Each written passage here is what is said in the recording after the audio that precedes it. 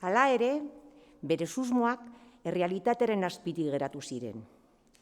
Ikara bizi zegoen bi behatz lodi, zuzen, beraregana zetozela ikusirik. Arkakuso bat bufalo zahar batengan, aldarrikatu zuen, irribarre maltzurrez tipo ark, ingurukoei aurkikuntza ura erakutsiz. Algara bizia sortu zen. Ahokiratsuak zabaldu ziren hortz zikin eta ustelduak erakutsiz. Atza zerien barreak eragindako mutur zabalaiei. Ha! Arkakuso eta guzti etorri zaigu Gordon. Errusika itolarrian zegoen bi behatz potolo haien artean. Akabo Rusika zureak egin du, pentsatu zuen berak, larritasunak utzi zion argiune batean.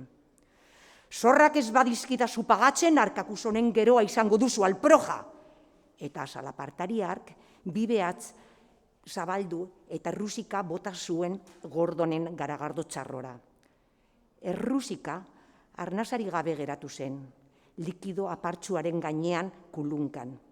Eta begiak itxi zituen, heriotzaren aurrean instintiboki egiten den bezala. Baina ez. Egun hartan konturatu zen Errusika, ustekabeak bizitzan eman ohi zaion baino garrantzi handiagoa duela. Zeren Gordonek egin zuen gauza bakarra txarroa hartu eta bronkalariaren gainera zerbeza ustea izan zen, hitzik esan gabe. Haiek ziren, haiek algarak eta hotzak, muturrekoak, ostikoak, ukabilkadak, sartakoak, biraoak eta marruak eskaini zizkioten elkarri. Tabernako zerbitzariak eta bezeroek elkarrengandik apartatu zituzten arte.